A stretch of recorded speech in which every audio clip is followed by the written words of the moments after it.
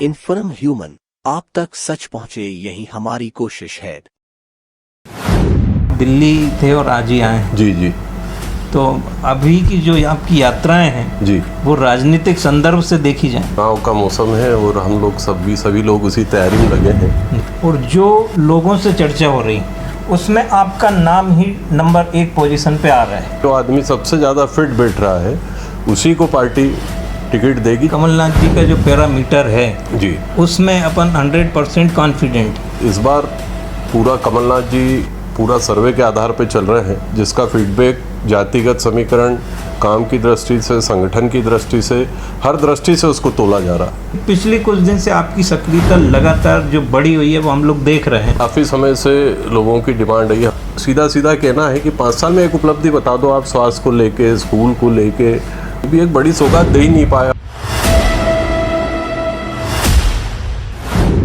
कांग्रेस के कद्दावर नेता राजवीर सिंह जी बघेल, ये सर आपसे दूसरी बार चर्चा हो रही है। जी, हम पिछली बार बहुत से विषय पे हमने चर्चा की थी और हमने ये कहा भी था कि हम अगली बार फिर बैठेंगे। जी हाँ। अभी आपने बताया कि आप दिल्ली थे और आज ही आए हैं। जी जी। तो अभी की जो आपकी यात्राएं हैं जी, वो राजनीतिक संदर्भ से देखी जाएं। हाँ, स्वाभाविक है। अभी चुनाव का मौसम है और हम लोग सभी लोग उसी तैयारी में लगे हैं। जी। तो कार्य समिति और स्क्रीन कमेटी की मीटिंग थी, तो उस संबंध में हम लोग गए थे। हम लोगों को बुलाया था। बहुत सी चीज़ें पार्टी बेसिस पे रहती हैं, जो जानकारी हमसे ली जाती हैं उस समय पे, बिल्कुल जब टिकट नक्की होने का समय होता है तो उस समय पे हर नेता को अलग अलग क्वेरी रहती है। अपने हिसाब से वो जानकारी के लिए हम लोग अगर वहाँ उपस्थित रहें तो वो विजिबल रहता है। मतलब ये माना जाए कि अब ये फाइनल स्टेज की क्वेरी, फाइनल स्टेज, बिल्कुल। तो आप कितने कॉन्फिडेंट दिख रहे हैं आप उस? 100%। अच्छा, राजानी जी से हम एक इंटरव्यू कर रहे थे पिछले टाइम, जी, तब उन्होंने ये बताया था कि लगभग 1 हफ्ते के बाद कांग्रेस अपनी पहली सूची जारी कर सकती है। हाँ, संभावना है। जो सेंट्रल की जो कमेटी है वो 17 को बैठ रही है हैदराबाद में। वहाँ एक बड़ा सम्मेलन है, उसमें वो मीटिंग भी आयोजित होना है।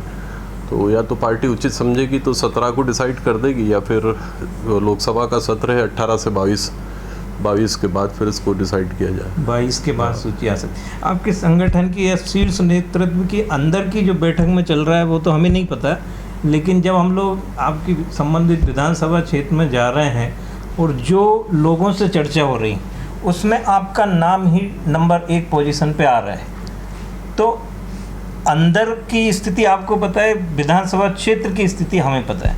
ये दोनों का सामंजस्य भविष्य में क्या प्रारूप लेके आएगा, क्या लगता है? एक्चुअली देखिए, इस बार बड़ी पारदर्शिता है। इस बार पार्टी ने पूरा टिकट देने का, उम्मीदवार चयन करने का पूरा फार्मूला ही बदल दिया है। जैसे हर बार होता था कि कोई व्यक्ति किसी से जुड़ा, कोई व्यक्ति किस बड़े नेता से जुड़ा है, तो सब बड़े बड़े नेता अपने अपने लोगों की पैरवी करते थे और एक भरोसे पे, एक विश्वास पे उस समय टिकट दिए जाते थे। इस बार पूरा कमलनाथ जी पूरा सर्वे के आधार पे चल रहे हैं, जिसका फीडबैक जातिगत समीकरण, काम की दृष्टि से, संगठन की दृष्टि से, हर दृष्टि से उसको तोला जा रहा है।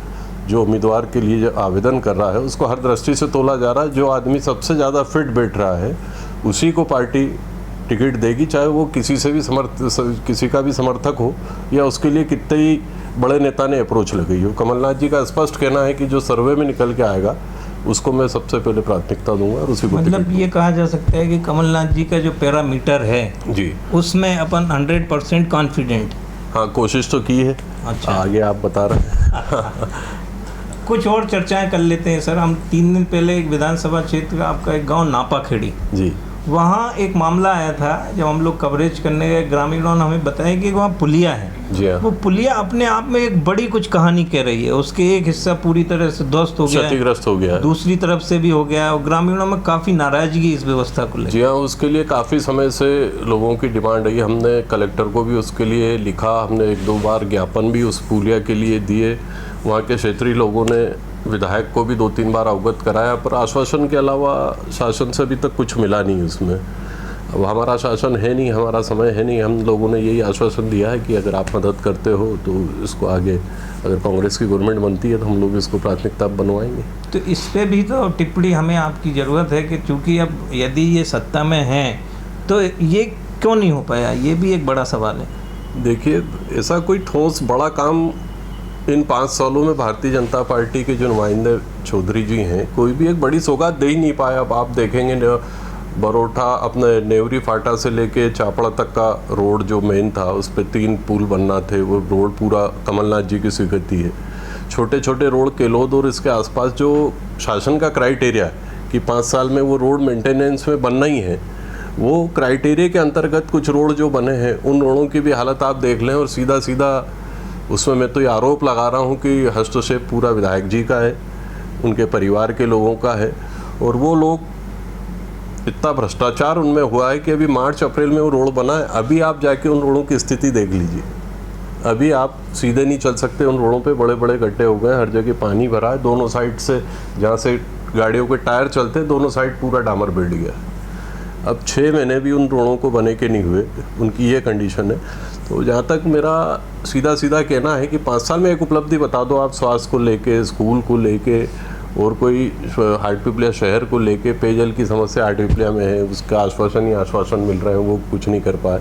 जबकि जनता ने उनको 2 बार मैंडेट दिया, कांग्रेस से भी दिया, बीजेपी से भी दिया। चाहते तो बहुत कुछ कर सकते थे, शासन उनका था, सेंट्रल में गवर्नमेंट उनकी थी, पर हाटपिपलिया को कोई बड़ी सौगात नहीं मिल पाई भारतीय जनता पार्टी कार्यकाल में। सर, इसमें एक और सवाल ये आ रहा है कि चूँकि आप तो हाटपिपलिया विधानसभा क्षेत्र से, चूँकि आपने एक बार इंटरव्यू में कहा भी था कि वो तो हमारे परिवार के लोग हैं, तो आप उस हिसाब से लगातार बने रहते हैं उनके बीच में। लेकिन पिछले कुछ दिन से आपकी सक्रियता लगातार जो बढ़ी हुई है वो हम लोग देख रहे हैं। इन तमाम जो आपने जीवन एकदम किया है संपर्क, उसके बाद और कौन से मामले निकल के आते हैं जो आपको लगता है कि ये अपने आप में बड़े विषय हैं जो सॉर्ट आउट होना चाहिए? स्वाभाविक है, वैसा तो मैंने आपको बताना कि कोई बड़ी उपलब्धि आज के टाइम में, सड़कें आपकी बन गई हैं, पोल की स्थिति वही है, विद्युत लाइनें जितनी हैं सब खराब पड़ी हैं। रोज़ 10 गाँव से फ़ोन आते हैं कि केबल्स वायर जो डले हुए हैं सब दूर टूट टूट के गिरते हैं। लाइनमैन आता है, उसको जोड़ के चला जाता है, दूसरे दिन हवा चलती, बारिश होती, फिर वो टूट जाती, फिर 4-4। अभी 2-3 गाँवों में तो ये स्थिति रही कि 48 घंटे तक लाइट बंद है। विधायक जी के पड़ोस के गाँव हैं, सन्नोड़ पटाड़ी से, पटाड़ा से लगे हुए गांव हैं, डोंगरिया गांव है, उसमें 3 दिन में लाइट आई। वो भी एसी से मैंने चर्चा की कि रीज़न क्या, तो एसी बोलता मेरे को पता ही नहीं। जैन साहब एसी साहब से मैंने चर्चा की, फिर उन्होंने तुरंत उस लाइट को चालू करवाया।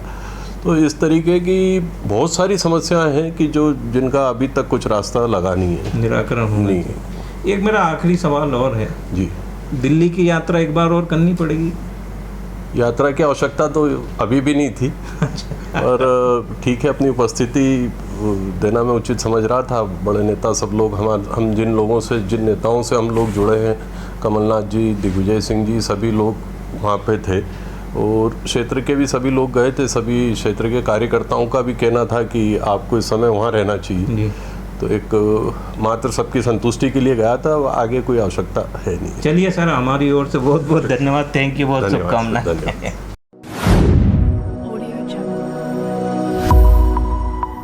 इन्फॉर्म ह्यूमन, आप तक सच पहुंचे, यही हमारी कोशिश है।